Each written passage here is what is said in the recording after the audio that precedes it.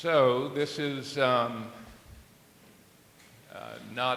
totally in my box, but I just beseech all of your prayers today that I can say what's on my heart and that you will hear it.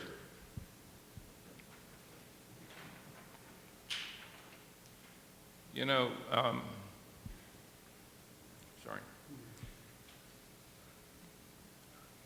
my spiritual journey started at, I would say, 8 years old, 7, 8 years old. My folks were missionaries, Bible translators in Papua New Guinea. My dad was very purposed in that work, but he was also a hard man. And nonetheless, we were in the jungles of Papua New Guinea, and eventually I ended up going to a boarding school and going to church there. And what I'm trying to say is that I had a strong church and Bible teaching background. My folks loved the Lord, completely gave everything that they had over to the Lord. So I had good models in that regard, but it was a tough life, and it was tough for us kids and many missionary kids, because you are separated from your parents much of the time. I would say 9 months out of the year you're separated from family. And we had a large family, and my sister was in boarding school in Brisbane, Australia. Papua New Guinea, if you don't know, is the large island right on top of Australia. Very primitive and jungle conditions, and very exciting for much of it. We loved backpacking and camping and swimming and all that, but the context of my upbringing was pretty tough. But gave my life to the Lord at the age of approximately 8. And I had I think a sweet and tender heart at that time. But as I grew older and got farmed out here and there, and had more run-ins with my dad and just the difficulties of that setting, my heart clearly became more hardened and more removed from the things of the Lord. I remember telling my dad one time, I said, the Bible is just a book of do's and don'ts. And I didn't believe that. I just felt like that was how I wanted to respond. My downward spiral continued for many years into adulthood. I did a lot of things that I regret, and many bad decisions that got into pretty much every negative thing that this world has to offer. I was working for a company in New Orleans at the time. I was doing what I do now, which is a film buyer. I make deals with studios to play their films in the theaters that I represent. Anyway, I was in New Orleans, and New Orleans was an exceedingly difficult town to be somebody that moves there. It's a very small, big city. There, you're pretty much an outcast. So I was hooking up with all the wrong people, and for about 4 years realized that this was not working out. Not only was it not working out for me in the physical realm,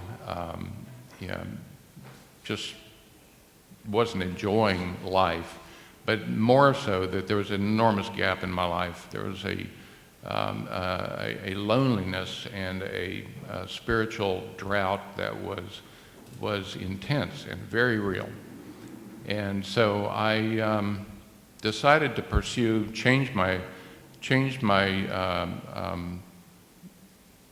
the things that were important to me, and I started going to church and hooked up with some people that helped me sort of get back on my correct road. And the thing I want to say that's so, I think, very real to a lot of us at some point in our life is that we are following God in a form. We go to church. We're not doing anything particularly nasty to each other. We're saying hi. We're even giving some money. But we have not been transformed. We have not been transformed. You know, I was reading this morning, Jesus said the greatest commandment is to love the Lord your God with all your heart, with all your soul, with all your mind, and with all your strength. None of those four things did I have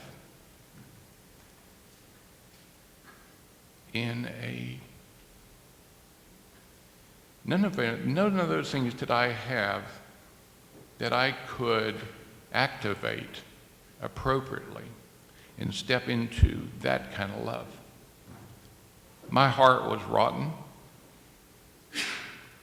My soul had been given to Christ, but I wasn't in touch with him. My strength was only serving self. So that's the dilemma for all of us, I think, at some point in our life, is how do we transfer from that place where we're going through the motions, and it's comfortable at times, but how do we get to a place where we truly love God with all of our heart, soul, mind, and strength? And that, to me, was the thing that I needed most in my life. I'm taking up too much time, so I'm going to move it a little faster. I prayed numerous times. I did get married, had 2 beautiful children. Amanda has decided to join us this morning. Thank you, Amanda. Woo-hoo. Yeah,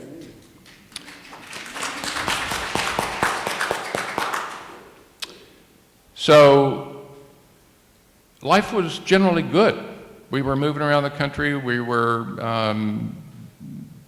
attending churches, good Bible teaching churches. We were intricately involved in a lot of the ministries. I was involved in missions. Truth is, I was still doing more of the same. And I would pray earnestly at times for the Lord to allow something into my life that would transform me, that would bring me to that place. I was sharing with Pearl. Last night I said, you know, I'm a golfer. I play golf every week. There's a funny, strange dichotomy about golf, if you know anything about it. In order for the ball to go up, you have to strike it down. If you want to go left, you swing right. Everything is upside down, back to front. In many ways, that is what we must do spiritually. So, in the course of time, we were in Simi Valley. We had moved here. I'd taken a job with at the time, United Artists, now Regal. And my wife was diagnosed with brain cancer. Her name was Stephanie.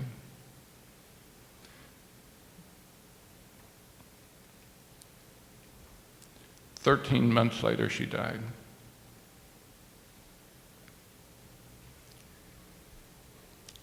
Now, I don't know how many of you have lost a spouse or a child, but that is a very bitter road.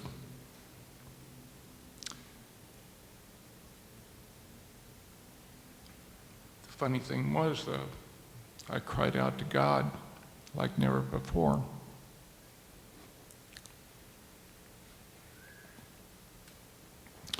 God did not take me by the hand immediately and correct all things. I had to swing down. So, many days and many hours of difficult life. But I stayed in the Word. I stayed in a place of crying out to God, day after day after day. Of course, a lot of it is to take away the pain. But God did do one thing for me immediately. He gave me a sense that He was there. That's good. Yeah. He was there, and He would walk with me. And in time, I resolved through His Spirit that this was a good and refining process.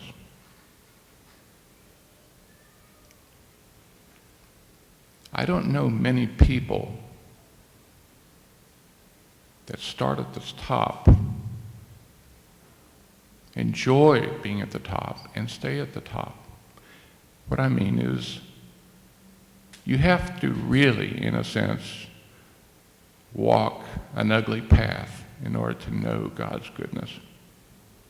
And I think that that is part of the beauty of the redemptive process. To me, God could make it all good every day.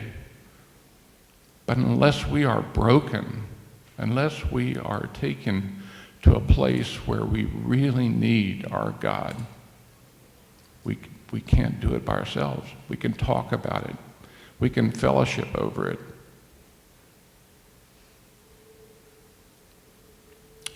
That song you guys sang was so good. Spirit of the living God, come fall afresh on me. Yeah.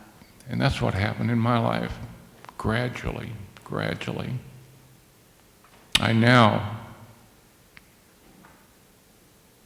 I'm in the Word every day, just about. And I would encourage every one of you to do that. It's not magic. It's not magic.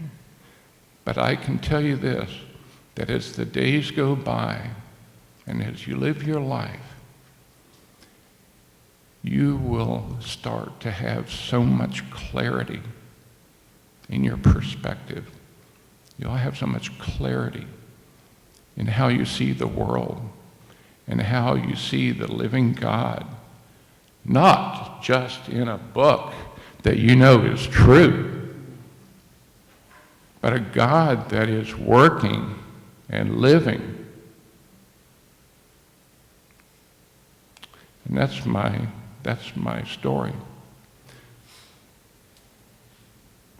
My beautiful Carla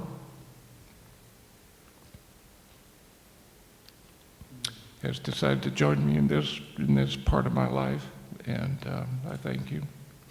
And I thank you for this church. Both of our church backgrounds are so different.